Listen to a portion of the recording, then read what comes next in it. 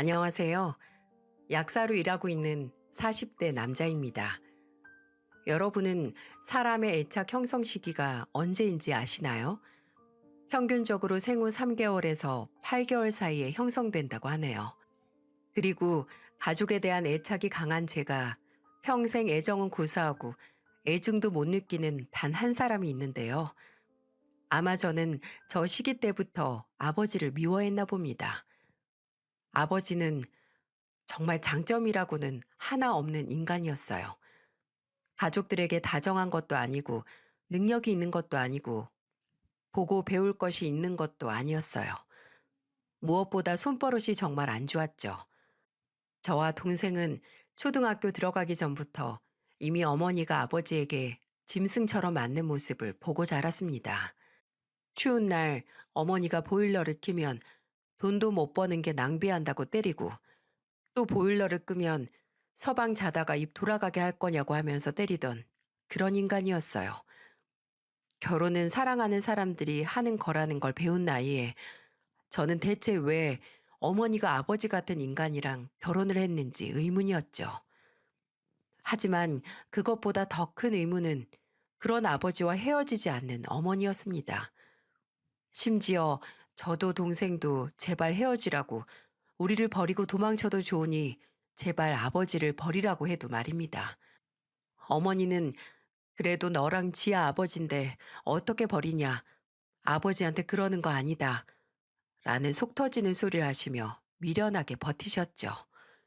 그리고 덧붙이시길, 그래도 너희한테 손 안 대니 다행이다, 라고 하시더군요. 충격적이게도 이건 아버지를 향한 칭찬이자 아버지의 몇 없는 장점이었어요. 하지만 정말 날벌레 더듬이만도 못한 장점도 오래가지 못했어요. 중학교에 올라가고 제가 남들보다 더 아픈 사춘기를 겪을 때쯤 점점 아버지의 말도 안 되는 권위에 도전을 하기 시작했어요. 어머니에게 손을 들려고 하면 그 사이에 끼어들어서 아버지를 죽일 듯이 노려보기 시작했고, 어머니에게 다리를 들려고 하면 또 비집고 들어가 소리를 지르기 시작했으니까요. 하지만 저의 보잘것없는 반항과 용기는 집안의 평화는커녕 분위기를 더 살벌하게 만들었습니다.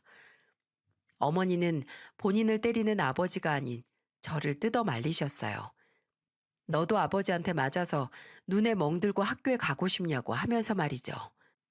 그리고 그날 온몸이 멍투성인 채로 학교에 가는 게 이렇게 사는 것보다는 나을 것 같다라는 생각이 들었습니다.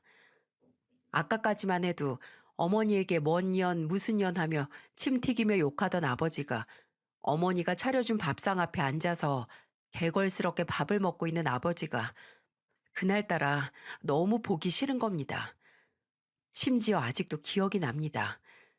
점심에 내놓은 반찬 그대로 또 상에 올렸다고 지금 날 무시하는 거냐고 밥상을 뒤엎기 시작했고, 우악스런 손으로 어머니의 머리채를 잡고 바닥에 질질 끌기 시작했고, 어린 동생은 울면서 질질 끌려가는 어머니 발목을 잡고 있었고, 저는 폭발하듯 뛰어나가 아버지에게 달려들었습니다.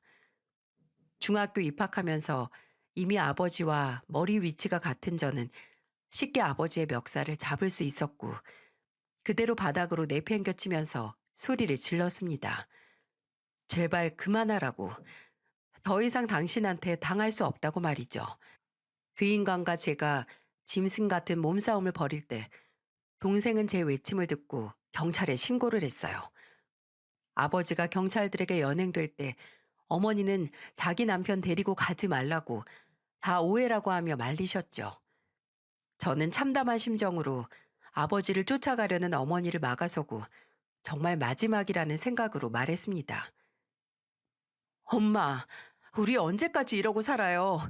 이렇게 살면 안 되는 거 아니에요?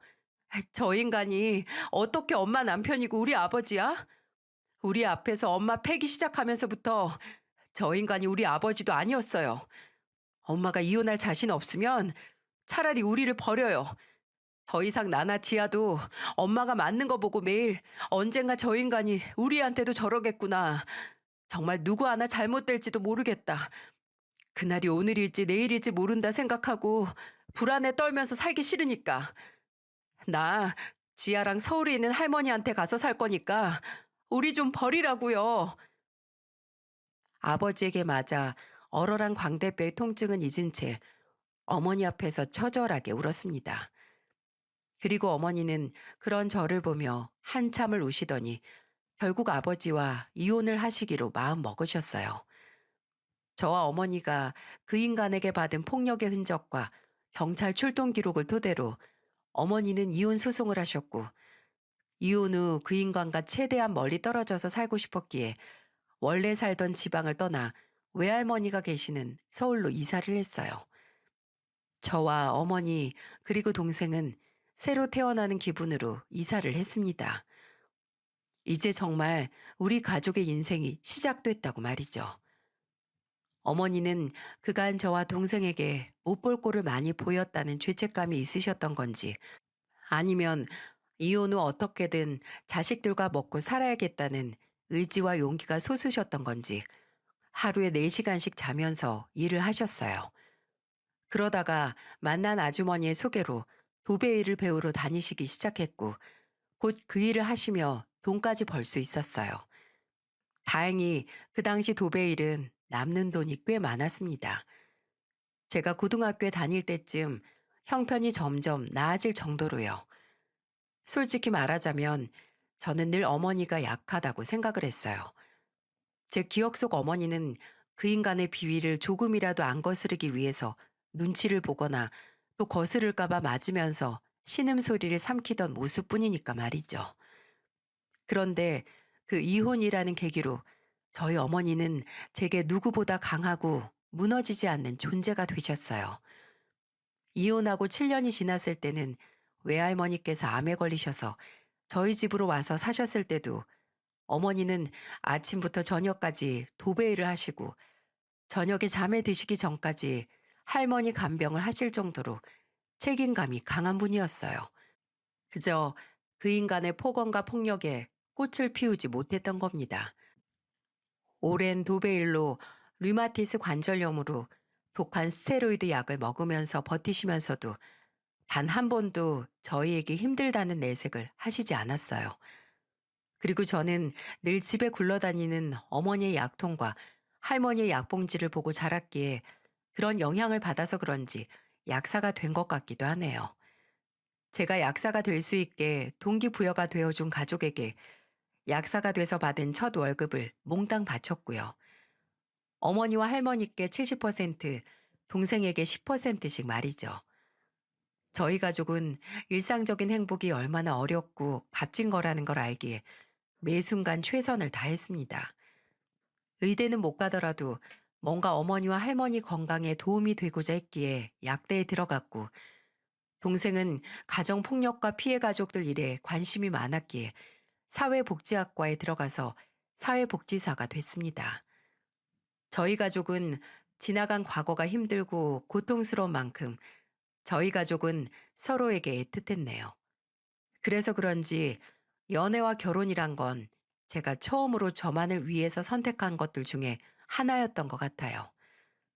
그 당시 저는 대학 병원 앞에 있는 대형 약국의 약사였고, 같이 일하던 다른 동료 약사가 제게 여자를 한 명 소개시켜 줬어요.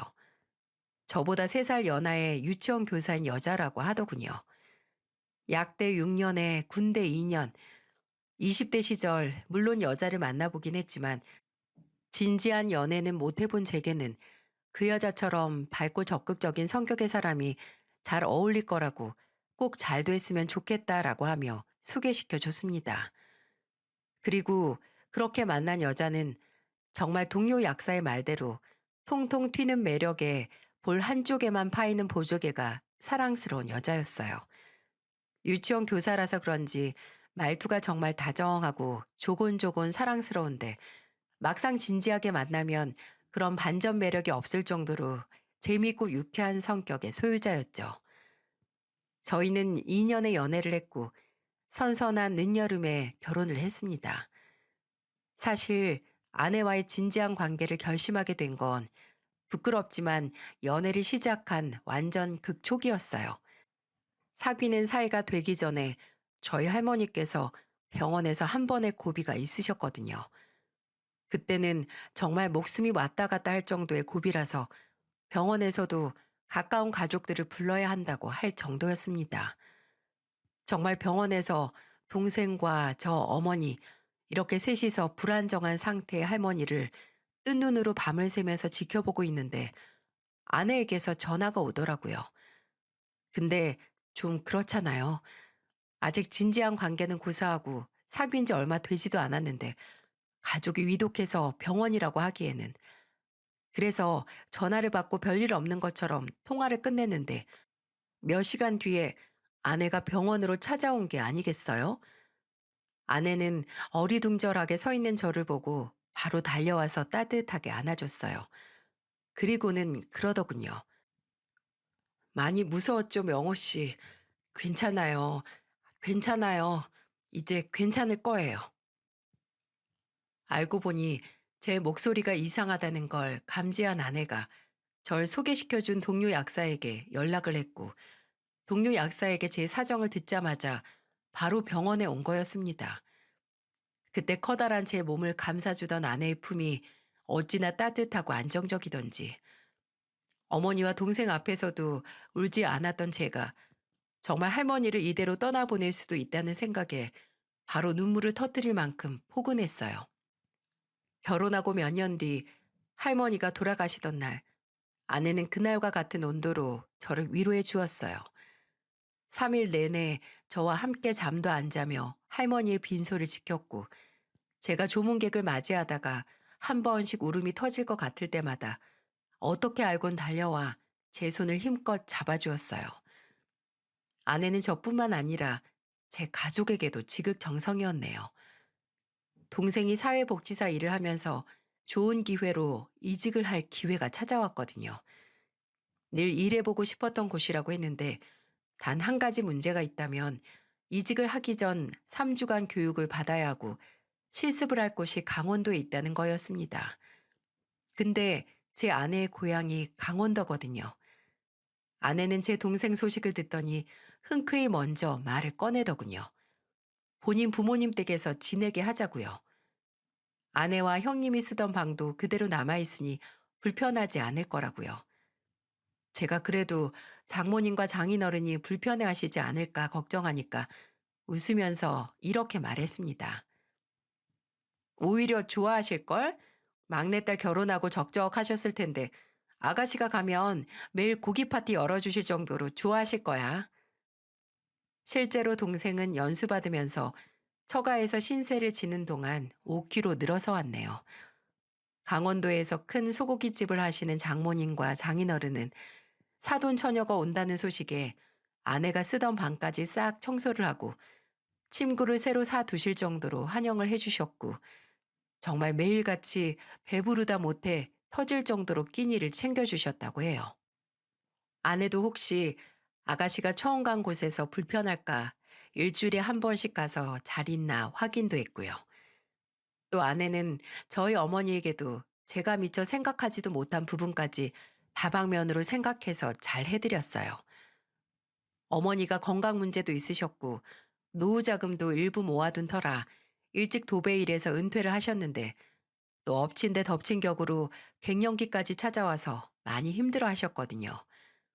또 어머니는 두통이나 열감같이 신체적인 반응보다도 예전보다 예민해진 성격과 본인도 모르게 치밀어 오르는 화 때문에 더 힘들어 하셨죠. 간혹 아들인 저도 가끔씩 보이는 어머니의 욱하는 모습에 놀랄 정도였어요. 어머니도 본인의 달라지는 모습에 놀라셔서 종종 예민하게 반응하실 때나 화가 툭툭 튀어나온 다음에는 꼭 사과를 하셨죠. 물론 저나 동생은 괜찮다, 어머니 때문이 아니다라고 하며 넘어갔지만 누구보다 어머니께 위로가 되고 도움이 됐던 건 바로 아내였습니다. 아내는 아예 어머니 안에 갇혀 있는 화를 끄집어냈어요. 한 번은 어머니가 저와 아내를 부르셔서 식사를 하다가 발이 주방 구석에 쌓여있던 고구마 박스에 걸려서 들고 계시던 접시를 떨어뜨리셨거든요. 어머니가 그때 또 욱하셔서 성질을 팍 내시면서 발로 고구마 박스를 걷어차셨어요. 근데 그 무거운 고구마 박스가 밀릴 수가 없었죠. 근데 그때 아내가 오더니 양팔로 고구마 박스를 굴려서 내동댕이 쳤습니다. 그리고 말했어요. 어머니, 이제 화가 날 때마다 그 화가 어머니 속 안에서 바닥 날 때까지 내버리세요. 호르몬 문제라고 해도 어쨌든 그 화도 어머니가 그간 참고 눌러왔던 감정이 축적됐던 걸 거예요. 그냥 이 김에 다 쏟아내 버리세요. 네? 아마 동생과 저는 그저 지나가겠지 하고 저희 딴에는 어머니를 배려하는 차원에서 어머니의 화를 모른 척하고 지나갔는데 어머니에게는 오히려 아내처럼 본인의 화를 알아주고 공감도 해주는 게 많은 위로가 되셨나 봐요. 지금 생각해보면 왜 아니겠습니까? 예전에도 그렇고 지금도 아버지라고 부르기 싫은 그 작자와 10여 년을 살았는데 당연히 해소되지 않은 울분이 어머니께도 남아있겠죠. 그 후로 아내는 저보다도 더 많이 어머니를 찾아가서 어머니 이야기를 한바탕 들어주고 오곤 했습니다.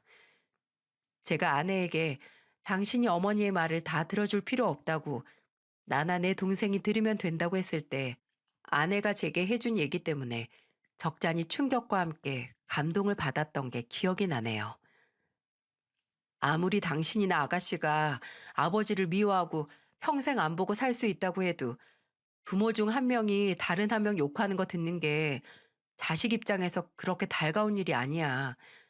아버지에 대한 미련이 남아있다는 말이 아니고 밉고 어떻게 되든 상관없긴 하지만 내가 세상에 태어나는데 일조했던 사람 욕 듣는 게 어디 쉬운 일이야? 그냥 당신 아버지랑 일면식도 없는 내가 듣는 게 더 나아. 그때 다시 한번 이 여자가 정말 지혜롭고 생각이 깊다는 걸 실감했어요. 그때 아내의 나이가 30 초반이었는데 어떻게 나보다도 어린 사람이 이런 생각을 할 수 있나 싶었죠. 그런 여자와 결혼을 하고 일생을 함께 할 수 있다는 걸 하늘에 감사했어요. 저희는 결혼 생활 6년 동안 저를 닮은 딸과 아내를 닮은 아들을 낳아서 매 순간을 행복하게 보냈습니다. 하지만 그렇게 살아온 시간에 비해 현명하고 지혜롭던 아내도 본인의 속이 썩고 있다는 건 바로 알지 못했나 봅니다. 딸이 어린이집에 들어갈 나이가 됐을 때 아내가 점점 변하기 시작했어요. 퇴근하고 집에 오면 그날 무슨 일이 있었는지 말하는 걸 좋아하던 사람이 어느 순간부터 입에서 입 여는 시간은 밥 먹을 때와 양치를 할 때밖에 없는 것 같았죠. 그리고 애들에게 세상 다정했던 아내가 점점 웃음을 잃더니 심지어는 쌀쌀 맞아지기까지 했습니다. 원인은 바로 아내가 근무하던 어린이집이었어요. 그 당시 아내는 몇몇 경우 없는 부모들과 당시 부당한 대우 속에서 고용주로서 아내를 지켜주지 않는 원장 사이에서 고통받고 있었어요. 아내는 끝까지 제게 숨겼지만 그때는 정말 탈모가 심하게 오고 불면증이 생길 정도로 힘들어했어요. 그러다가 제가 점점 아내 얼굴에서 빛이 사라지고 애들에게 쉽게 화를 내는 모습을 보고 진지하게 물어봤어요. 그랬더니 아내는 힘들게 입을 열어 제게 고백했습니다. 나 사실 지금 일 더는 못하겠어. 매일같이 날 선생님이 아니라 개인 교사, 아니 거의 노예 취급하면서 새벽에도 문자로 폭언하는 부모들도 넌더리가 나고 내가 제발 좀 제재를 강하게 해달라고 해도 모른 척하는 원장도 꼴보기 싫고 그렇다고 돈을 더 받아? 거의 최저시급이나 마찬가지인 돈 받아가면서 이렇게 일하긴 싫어. 이러면 정말 안 되는데 이러다가 내 반 아이들까지 미워할 것 같아서 그 전에 일을 그만둬야 할 것 같아. 심지어 내가 요즘 어떤 줄 알아? 퇴근하고 집에 오면 그 악몽 같던 곳으로 다시 돌아와서 애들 봐야 하는 것 같아서 너무 힘들어. 홀로 그 고통을 감내하며 참던 아내는 끝내 어린이집을 그만두고 한동안 쉬면서 새롭게 할 수 있는 일을 찾기 시작했어요. 저는 나도 수입이 나쁘지 않고 괜찮다면 애들 좀 더 클 때까지 일을 시작하지 않아도 된다고 했는데 아내는 본인 성격상 집에만 있을 수 없고 나중에 저희 어머니도 모시고 살려면 둘이서 벌어 모아야 하지 않겠냐고 하더라고요. 그래서 아내는 다시 본인의 적성에 맞는 일을 찾기 시작했고, 그 결과 제게 어렵게 하고 싶은 일이 있다고 말했습니다. 나 피부 관리사 자격증 따서 피부 관리샵 하나 내면 어떨까 싶은데. 피부 관리? 뭐 나쁠 건 없는데 좀 의외다. 아는 친구 언니가 피부 관리샵을 하는데 부지런만 하고 고객 유지만 잘하면 떨어지는 게 어마어마하대. 나야 마지막에는 그렇게 일을 그만두긴 했어도 사람 만나는 걸 싫어하는 건 아니라서 고객들 상대도 잘할 거고 의외로 리더십도 있어서 직원들 관리도 잘할 것 같지 않아? 나 정말 일하고 싶어, 여보. 더 이상 이것보다 더 많은 일이 있겠지. 시간 낭비하는 것보다 하루라도 빨리 시작하고 싶어. 아내가 이리도 간절하게 원하니 저도 좋다고 했습니다. 근데 그게 초기 자본이 제 생각보다 많이 들어가더라고요. 혼자 할 수 있는 일이 아니니까 최소한의 직원들도 뽑아야 해서 인건비도 꽤 나갈 것 같았고요. 하지만 아내가 이제라도 하고 싶은 일이 생겼다니 돈은 아깝지 않았네요. 저희 둘이 함께 모아왔던 돈에서 상당한 부분을 떼어내 아내 꿈을 위해 썼고, 아내는 피부관리샵 원장님이 될 수 있었어요.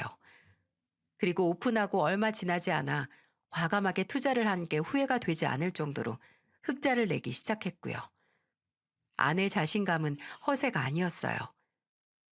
아내를 제외한 직원 2명으로 시작을 해서 석 달 만에 5명으로 늘릴 수 있을 정도로 이익을 내기 시작했죠. 시설이나 실력도 실력이지만 아내는 SNS를 10분 발휘해서 했네요. 자체적인 매장 내 이벤트를 만들어서 젊은 고객층을 공략했고, 또 그 고객층이 SNS에 후기를 남겨서 입소문이 타면 돈 꽤나 있는 중년층 고객층이 올 수 있도록 낮에는 매장에서 일하고 밤에는 직접 SNS를 관리하면서 일을 했어요. 매장 연지 반년 만에 빠르게 성장을 했고 주변에서 분점을 내라고 할 정도로 바빴습니다. 아내가 내는 수입이 제가 받는 월급을 앞지른 건 이미 지났고요. 힘든 와중에도 웃으면서 제게 이번 달에는 수익 얼마를 냈다며 자랑하는 아내를 보면서 자랑스럽기도 했습니다. 근데 얻는 게 있으면 그만큼 잃는 것도 있다고 하잖아요. 아내가 바쁜 만큼 아내 머릿속에서는 가족보다 일이 우선이 되는 것 같았어요.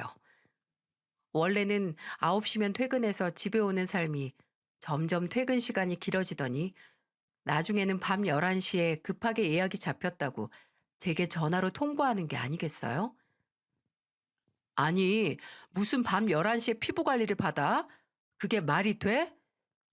아, 이 사모님이 해외여행 갔다가 이제 막 오셨는데 그 나라에서 물이 안 맞았는지 피부가 난리 났다고 급하게 예약을 하셨지 뭐야. 나도 힘들긴 한데 그래도 이 사모님 정말 우리 매장 큰손이란 말이야. 팁도 엄청 주시고 이번에 더 믿음 드리면 내년 연간 회원권도 미리 끊으실지 몰라. 아니, 오히려 당신이 돈 많은 호구 손님 잡는 게 아니고 그렇게 뭐든 들어주다가 한여 사장 될 것 같은데? 그리고 피부관리샵에서 회식은 왜 그렇게 많은지 직원 하나가 큰 손님을 데려왔다고 이때 회식을 시켜줘야 좋은 사장이라고 하면서 일주일에 3일 이상은 회식을 해서 밤 12시가 넘는 시간에 들어왔습니다. 제가 정말 좋은 사장은 법인카드 주고 니들끼리 먹고 마시라고 하는 사장이라고, 좋은 사장이기 전에 하루에 3시간 이상은 얼굴 보여주는 부모가 되라고 했더니 이게 다 지 좋자고 하는 일 같냐고 성을 내더군요.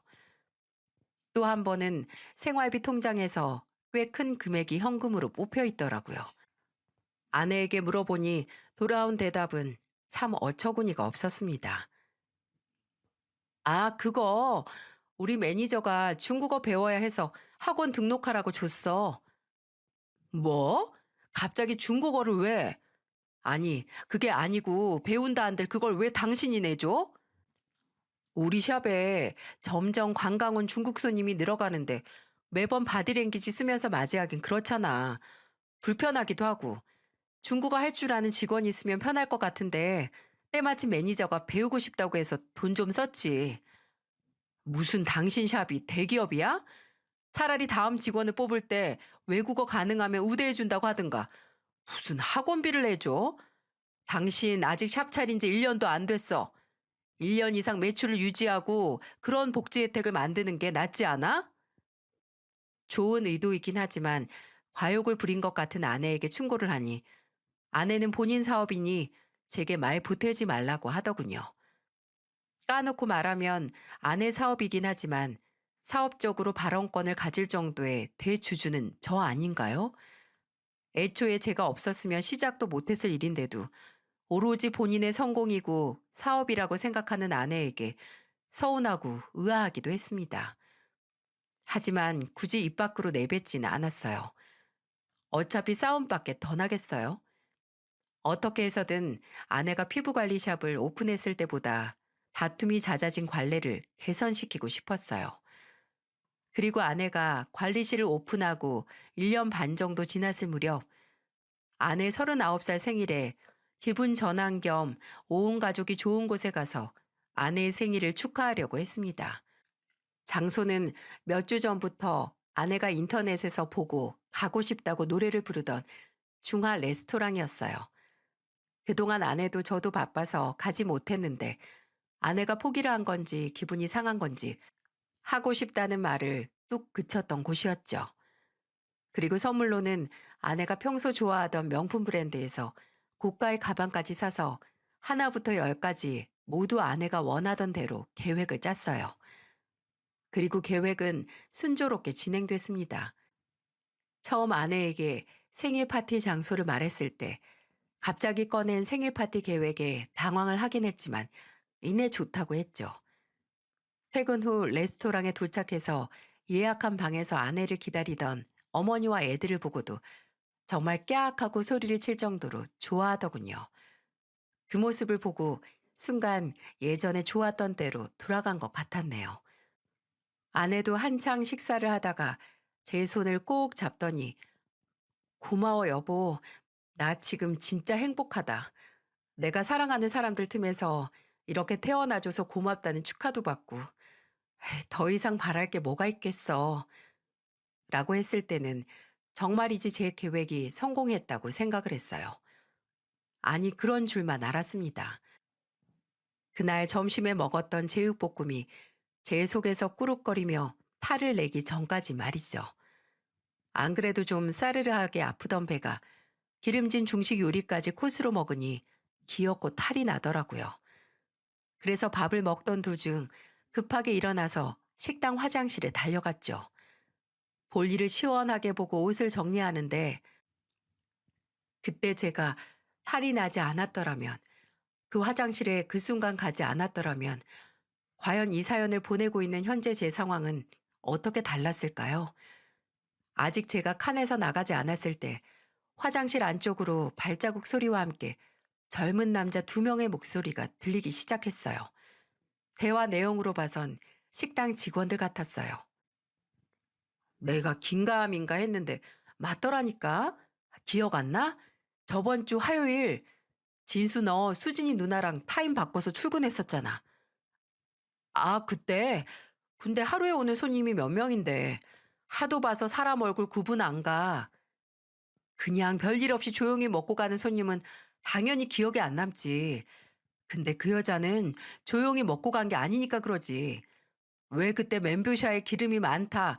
후기에서 본 사진보다 작다. 엄청 진상 부리고 간 여자 있잖아. 그때 같이 온 남자랑 오늘 같이 온 남편이 이름 부르는 거 들었는데 같은 사람이야. 뭐 해나인가 뭔가? 아, 그 여자. 와, 나도 그 여자 기억은 하는데 못 알아보겠던데? 강영민 기억력 대단하네. 화장이 진해져서 그래, 화장이. 지 내연남이랑 남편 앞에서 하는 화장이 다르다 이거지.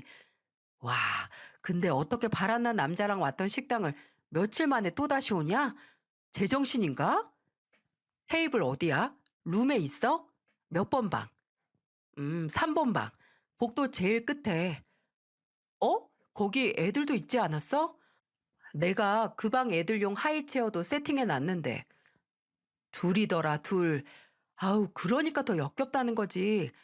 저런 거 보면 진짜 결혼하기 싫어진다.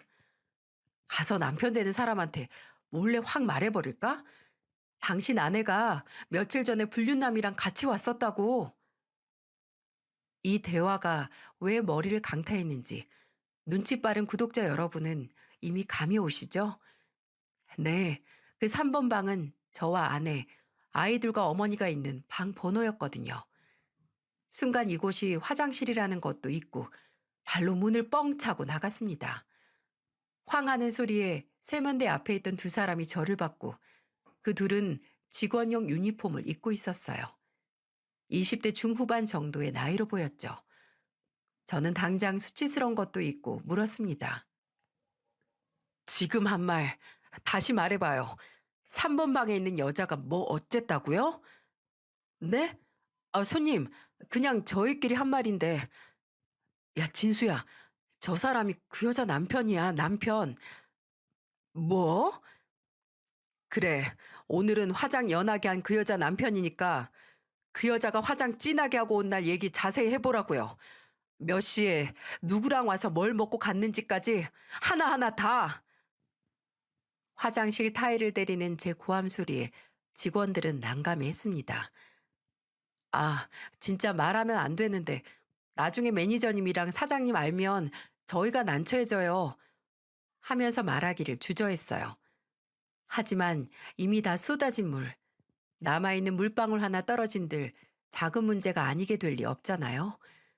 저는 절대로 그쪽에게 피해가는 일 없게 하겠다고 약속을 했고 우물쭈물 하던 직원은 끝내 입을 열었습니다. 사실 그 손님 아내분께서 저번 주 화요일 점심시간에 여기 오셨었거든요. 근데 그때 같이 왔던 남자가 있었어요. 키가 좀 작은. 근데 아무래도 보통 사이가 아니었던 것 같아서 막 손도 잡고 서로 호칭도 되게 가까운 사이 같았거든요. 아, 제가 똑똑히 기억을 하는 게 다름이 아니라 아내분께서 약간 진상짓을 하셨어요. 근데 그 같이 온 남자도 적극적으로 그 진상짓을 도와서 제가 참 끼리끼리 만난다고 생각을 했거든요. 아, 죄송합니다. 손님 가족을 이렇게 욕하면 안 되는데. 저 이거 일이 커지면 잘릴지도 몰라요. 곧 1년 채워서 퇴직급여도 받을 수 있고 실업급여 신청도 할 수 있는데. 안절부절하는 직원 앞에서 한참 멍하니 있다가 아무 말 없이 제가 있던 방으로 들어갔습니다. 화장기 하나 없는 얼굴의 아내는 들어온 저를 보더니 왜 이렇게 늦었냐, 탈이 심하게 났냐고 물었고 저는 단도직입적으로 물었어요. 당신 여기 처음 온 거 맞아? 이전에 다른 사람이랑 와본 적 있어? 뭐? 아니 뜬금없이 무슨 소리야. 나도 오늘 처음 왔어. 내가 당신한테 휴대폰으로 보여줬었잖아. 여기 오고 싶다고. 근데 왜 한동안 가고 싶다고 하더니 갑자기 뚝 굳혔어? 다른 사람하고 와봤으니까 이제 안 와봐도 돼서 그런 거 아니야? 아, 지금 무슨 말 하는 거야? 배가 아픈 게 아니라 머리가 아픈 거 아니야?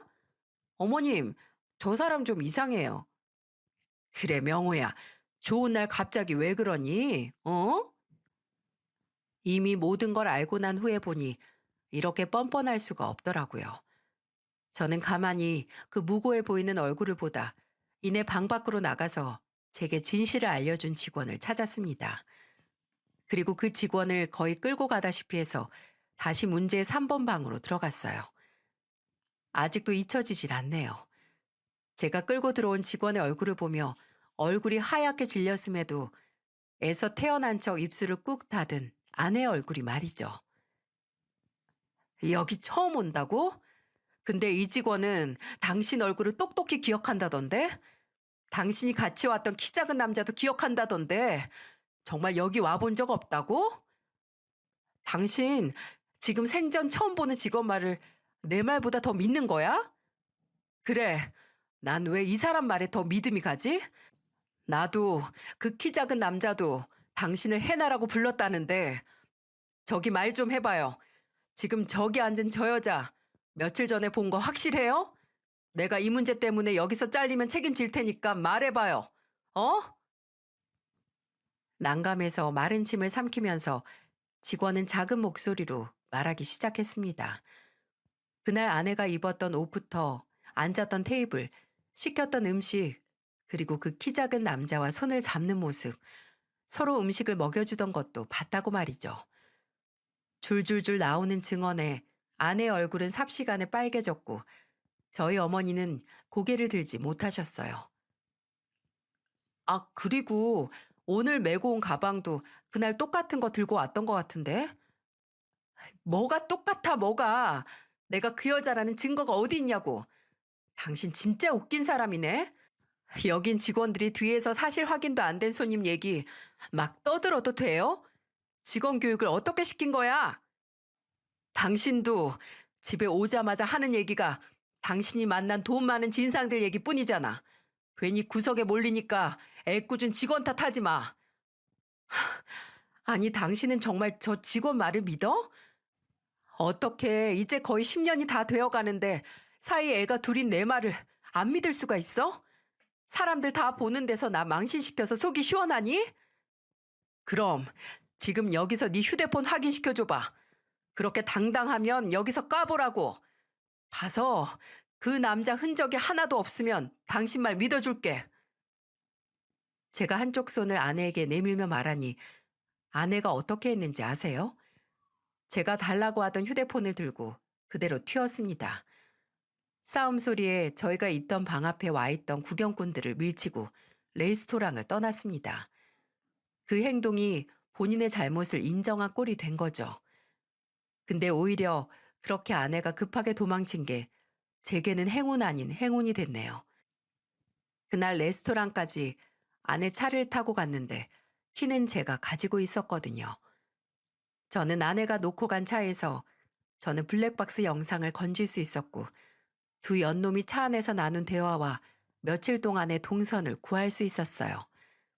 그리고 아내가 마치 타조처럼 숨어 집에 안 들어오는 기간 동안 흥신소에 의뢰해서 결정적인 증거를 찾았어요. 그때 처음으로 제 아내가 정말 멍청하다고 생각을 했어요. 제게 이미 걸려놓고 좀 며칠 동안은 본인의 외도 상대를 안 만나야 하는 거 아닌가요? 무슨 대책 회의를 하려는 건지 아니면 그 조금도 욕망을 참을 수 없던 건지 흥신소 직원은 어렵지 않게 그 둘이 만나 예사롭지 않은 사이임을 증명하는 사진을 찍을 수 있었어요. 그때 들었던 생각인데 통장에서 직원들 복지다 뭐다 찾아간 현금도 바람 피우면서 카드 쓸 수 없으니 가져간 돈 같더라고요. 저는 증거를 받자마자 아내에게 문자를 남겼습니다. 당장 당신의 그 소중한 업장을 난장판으로 만들어서 있던 손님들도 다 떠나게 하기 전에 집으로 오라고요. 그리고 저녁에 돌아온 아내에게 제가 갖고 있는 증거들을 보여줬습니다. 이제 다 끝났다고. 네가 숨을 곳은 없다는 의미로 말이죠. 근데 달싹거리는 아내 입에서 나온 말이 더 가관이었어요. 송혜나 대단하네. 성공한 샵 원장님이라서 이제 남편 하나로는 만족이 안 되나 봐? 그 남자 세무사더라? 심지어 그 새끼 장인도 업계에서 유명한 세무사라서 지금 그 사무실에서 일한다며? 우리 마누라 능력도 좋아.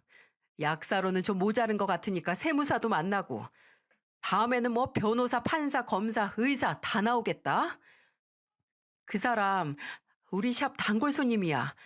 오자마자 연간 회원권도 끊고 본인 지인들까지 소개해주는 진짜 도움 많이 되는 손님이라서 그날 갔던 곳에서 밥 한 끼만 먹은 거야. 정말 당신이 생각하는 그런 사이 아니야. 아, 넌 단골 손님이면 음식도 먹여주고 손도 잡고 그래? 내가 지금까지 잘못 알고 있었나? 그냥 일반 피부관리실이 아닌 거야? 나, 네 차 블랙박스 영상도 있어. 멍청하게 굴지 말고 생각 잘하고 말해라. 그래, 알았어. 알았어. 당신 말이 다 맞는데 나도 다 거짓말은 아니야. 진짜 우리 샵 손님은 맞아. 그렇게 만났어. 근데 절대로 당신이 생각하는 것처럼 깊은 사이 아니야. 그냥 내가 가게 오픈하고 처음이 좀 힘들고 외로웠는데 처음으로 연간 회원된 사람이 그 사람이었고 그래서 다른 손님들보다 가까웠던 건 사실이야. 근데 진짜 그뿐이야. 어? 제발 나 좀 믿어줘. 아, 거긴 회원권 끊으면 원장이랑 데이트도 할 수 있게 해주나요? 대단한 데서 일하시네. 그 새끼도 세무사라 그런가 계산 확실하고. 아주 믿을 만한 사람이라고 장인 사무실에 말해줘야겠어. 아니야. 제발 그러지 마, 여보. 내가 잘못했어. 다 내 탓이야. 내가 너무 힘들어서 잠시 미쳤었나 봐. 다 내 잘못이니까 제발 그 사람한테 피해만 가게 하지 말아줘. 부탁이야. 야, 참 절절한 사랑이다. 왜 점점 멍청해지지? 내 앞에서 그 새끼 감싸는 게 지금 정상이라고 생각해? 이 정도로 사람이 멍청하고 사리분별을 못해야 바람을 피우는 건지. 너 지금 나랑 우리 애들 기만한 거야. 우리 가족이 지금까지 쌓아올린 시간을 당신이 그 새끼랑 엮이면서 모조리 기만하고 배신한 거라고. 알아? 무서운 줄도 모르고 정말 제정신이 아닌 건지 제 앞에서 지 내연남 편을 드는 아내에게 분개하며 고함을 치는데 방문이 열리면서 손을 잡은 딸과 아들이 쓱 들어오더군요.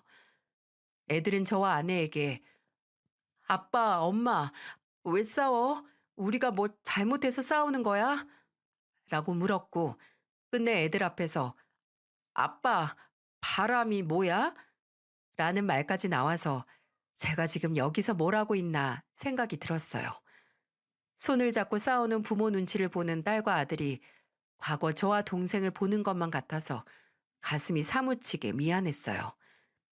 더 이상 애들 앞에서 추한 꼴 보이지 말고 빠른 시일 안에 이 일을 마무리 지어야겠다. 그런 생각이 들었습니다. 어떤 사람들은 이 순간에 폭력을 썼을 수도 있겠죠. 제 아버지처럼 말입니다. 하지만 저는 그 인간과 다르기에 다른 반응으로 대응을 하기로 했어요. 애들을 달래고 재운 뒤에 다시 안방으로 돌아와 아내에게 말했어요. 지금 너랑 나랑 이렇게 싸워서 뭐 하겠어? 우리 애가 둘이야. 당신 잘못으로 헤어지기엔 이미 지나온 길이 너무 멀고 나도 이혼 가정에서 자라서 자식 입장에서 얼마나 외롭고 허전한지 알아서 우리 애들은 그 아픔 모르고 자랐으면 좋겠어. 사람이니까 당연히 실수도 잘못도 하는 거라고 생각해. 근데 적어도 진실 앞에서 솔직하고 사과를 깔끔하게 해야 청산받을 수 있는 거 아니야? 책임 있는 사람 다 그 남자 데려와. 데려와서 내 앞에서 정식으로 사과해. 거기서 내가 진정성을 조금이라도 본다면 당신이나 그 새끼나 용서할 테니까. 당신이랑 이혼도 안 할 거고 그 새끼 찾아가지도 않을 거야. 제 말에 아내는 눈물이 가득 맺힌 눈을 동그랗게 뜨고 정말? 정말 그러면 없던 일로 할 거야? 라고 골백 번을 물었고 저는 맹세한다고 말했어요. 근데 뭐 제 아내도 결혼식장에서 100명이 넘는 사람들 앞에서 했던 영원토록 저를 사랑하겠다는 맹세를 어겼으니 저도 한 번쯤은 그 맹세를 어겨도 되겠죠? 제 앞에서 두 짐승이 용서를 비는 날과 장소를 잡았고 저는 약속 시간 15분 전에 약속 장소인 카페에 먼저가 기다렸습니다. 먼저 가서 앞으로 있을 모든 대화를 녹화할 휴대폰을 설치해야 했거든요. 그렇습니다. 저는 그날 짐승들이 제 앞에서 낱낱이 죄를 시인하고 용서를 구하는 모습을 녹화하려고 했어요. 그리고 그 영상이 본인들의 인생을 망하게 만들 생각이었습니다. 둘이서 같이 만나서 왔는지 카페에 같이 들어오더라고요.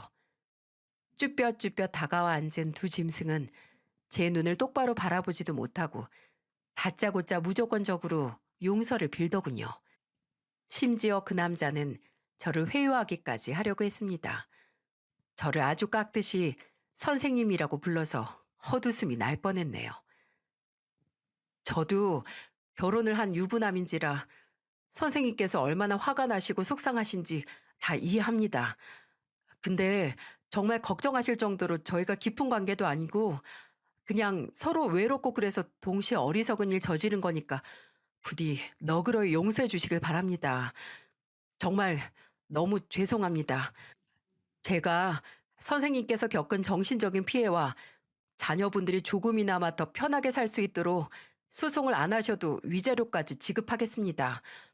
그 대신 제발 이 일이 밖으로 새어나가지 않게 부탁드릴게요. 그 새끼는 제게 3천만 원이라는 일종의 합의금을 제시했어요. 아니, 이렇게 잃을 게 많은 분께서 왜 그리 멍청하고 더러운 짓을 저질렀는지 아직도 이해가 가지 않네요. 저는 세상 차분하고 너그러운 표정으로 말했습니다. 내가 이렇게 그냥 넘어가면 너무 억울하고 또 혼자 상상하면서 앓을까봐 묻는 건데 어디서 어떻게 만났는지 어떻게 관계가 발전을 했는지 말을 해봐요. 어떻게 해서든 용서를 받은 후에 이 상황에서 벗어나고 싶었는지 그때부터 지들의 러브 스토리를 줄줄줄 다 말하더군요. 그 모든 말들이 제가 옆 테이블에 숨겨둔 휴대폰에 그대로 녹화되는지도 모르고 말이죠. 아내와 주로 어디서 만났다는 말까지 하던 남자는 슬쩍 제 눈치를 보더니 덧붙였습니다. 저, 선생님, 이 정도까지 다 솔직하게 말했으니까 이제 용서를... 아, 그럼요. 용서할게요. 당신이나 이 사람이나 둘 다. 정말 감사합니다. 이제 정말 이런 일 절대 없을 겁니다. 여보, 고마워. 진짜 어려운 결정했어. 맞아. 어려웠지. 근데 이건 쉬웠어. 그렇게 말하면서 저는 옆 테이블에 있던 제 휴대폰을 들어보였습니다. 그리고 계속해서 녹화 중인 화면을 보여줬어요. 지능이 모자란 인간들이 불륜을 한다는 게 맞는 말인가 봐. 대체 무슨 생각으로 내 앞에서 이렇게 솔직한 거야? 너나 이 새끼나 진짜 어디 가서 IQ 검사라도 한번 받아봐. 여보, 왜 그런 걸 찍어? 용서해 준다며. 그래, 용서해. 용서하는데 잊을 생각은 없어. 그 전에 이걸로 할 일도 있고. 그리고 아마 그 일이 너나 이 새끼한테는 그리 좋은 일은 아닐 거야. 가정 파탄 내 모질이들끼리 손잡고 각오하는 게 좋을 거야. 제가 그렇게 말하고 자리를 뜨려고 하자 아내와 그 새끼는 저를 미친 듯이 붙잡았어요. 그 새끼는 심지어 울기까지 했어요. 제 바지가랑이를 붙잡고요. 다 큰 중년의 남자가 매달려 눈물 콧물 다 빼는 모습은 그리 보기 좋지 않더라고요. 근데 그 새끼 장인어른 되는 분이 영상을 다 확인하기도 전에 시근덕거리면서 이 망할 자식이 라고 붕괴하는 모습은 헉 보기 좋았습니다. 저는 이혼 소송을 하기 전에 그 새끼 장인어른이 하는 세무사 사무실에 찾아갔어요. 대표님을 만나 그분 사위 되는 사람에 대해 이야기를 할 게 있다고 하자 바로 만날 수 있었습니다. 그때 바로 그 새끼를 향한 장인어른의 신임이 먼지 한 톨보다도 가볍다는 걸 알 수 있었네요. 그날 바로 그 새끼의 처분에 대해서 알 수 없었지만 며칠 뒤 제가 현관문 비밀번호를 바꿔서 집에 못 들어오던 아내가 전화해서 따지고 들어서 알게 됐어요. 당신 대체 뭘 한 거야? 그 사람 회사에서 쫓겨났대. 해고하고 이혼까지 시킬 거라면서 난리 났어. 내가 그 사람은 건들지 말라고 했잖아. 네가 뭔데 내가 네 말을 들어야 돼? 너랑 나랑 이제 아무 사이도 아니야. 그리고 너 지금 이렇게 남의 밖을 걱정할 때가 아닐 텐데? 네 코나 닦아. 그렇습니다. 저는 아내, 아니 그 여자의 몰락을 위해 생전 처음 화력이 좋은 지역 맘카페까지 가입을 했어요. 그리고 그 지역에서 몇 년 전 오픈한 피부관리샵 원장에 대해 폭로를 하는 글을 기고했습니다. 애가 둘인데 남편이 차려준 거나 마찬가지인 가게에서 손님하고 눈 맞은 더러운 여자이니 부디 여러분의 피부를 그 더러운 여자에게서 지키고 싶다면 가지 말라고 말입니다. 이 글은 사실 이틀 뒤에 지워졌어요. 제가 지운 게 아니라 인터넷 커뮤니티에서 익명으로 신고를 여러 번 받거나 고객센터로 신고가 들어간 글은 지워질 수도 있는데 그 여자인가 그 남자가 아주 미친 듯이 아이디를 돌려가며 신고를 했나 보더라고요. 하지만 마침내 지워졌어도 소용없었어요. 제가 마지막에 확인했을 때는 이미 댓글이 300개나 넘어가고 있었고, 심지어 이미 그 여자의 피부관리샵 신상이 모음으로 밝혀졌기에 아쉬울 거 하나 없었네요. 아내가 제게서 가장 소중한 행복한 가정을 빼앗아 갔으니 저는 아내가 아끼는 사업장을 빼앗은 격이었죠. 확실히 아내는 이혼 소송 막바지에 가게를 접었습니다. 제가 기고한 글 때문인지 뭔지 손님도 뚝 끊겼고 제게 위자료 소송까지 걸려 있어서 제 변호사를 통해 급히 합의 이혼을 하자는 제안을 했어요. 목마른 놈이 우물 파는 거죠. 하지만 제가 합의 이혼을 하게 된 건 절박한 아내를 봐서가 아니라 제게 찾아온 장인어른 때문이었습니다. 사람이 선하고 우직하기 그지없고 늘 자신만만하던 장인어른이 제 앞에서 고개도 못 드시고 딸의 잘못에 대한 용서를 비시는데 그만큼 슬픈 장면은 제 생에 본 적이 없었습니다. 박서방, 내가 면모가 없네. 정말 뭐라 할 말이 내가 미안하네. 해나 그건 내가 밧줄에 묶어서라도 고향으로 끌고 가서 두 번 다시 자네나 애들 앞에 나타나지 않게 할게. 앞으로 그저 우리 손주들, 엄마 잘못 만난 불쌍한 내 손주들만 잘 키워주게. 그리고 제게 따로 3천만 원의 위로금을 주셨어요. 아마 그건 저를 위한 게 아니라 제 아이들의 미래를 위한 돈이겠죠. 그 만남 후에 저는 전 아내와 합의 이혼을 선택했고 아내에게서 합의된 위자료와 또 그 상간남에게서도 위자료를 받을 수 있었습니다. 전 아내는 정말 장인어른이 끌고 강원도로 갔는지 달에 한 번씩 양육비만 오고 있고 정말 저나 애들 앞에 나타난 적은 없었어요. 참 생각이 많아집니다. 본인 자식이나 동시에 남의 자식에게까지도 책임감을 보이는 장인어른에게서 태어나 그분을 보고 자란 전 아내는 쉽게 지 가족을 배신하는 인간으로 자라고 정말 인간 같지도 않은 아버지에게서 자란 저는 뭐 훌륭한 건 아니지만 그래도 남을 해하는 짓은 그 무엇이든 먼저 하지 않는 상식적인 인간으로 자라났으니 말이죠. 늘 우리는 자식을 보면 그 부모를 알 수 있다고 흔히 말하지만 그것도 깊이 들여다보면 큰 오류가 있는 말임을 알 수 있었네요. 하지만 저는 누군가 제 자식들을 보고 또 저를 보면 아, 역시 그 부모의 그 자식이네 하고 고개를 흐뭇하게 끄덕일 만한 부모가 되고 싶습니다. 본의 아니게 아이들에게 영원히 따라다닐 만한 상처를 입히게 됐지만 제가 그 상처를 다른 가족들의 사랑으로 이겨냈듯 저희 아이들도 이겨낼 수 있도록 최선의 노력을 다해야겠죠. 아이들에게 제가 했던 선택들에 대한 용서는 받지 못해도 아빠가 그 당시 이럴 수밖에 없었겠구나 하는 이해는 받았으면 좋겠습니다. 시간 내어 이야기를 들어주신 모든 분들과 제가 속 시원히 제 이야기를 할 수 있는 자리를 마련해 주신 채널 관계자 여러분께 깊은 감사의 말씀을 드립니다. 다가오는 추운 겨울을 가족들과 따뜻하고 포근하게 보내시길 바랍니다.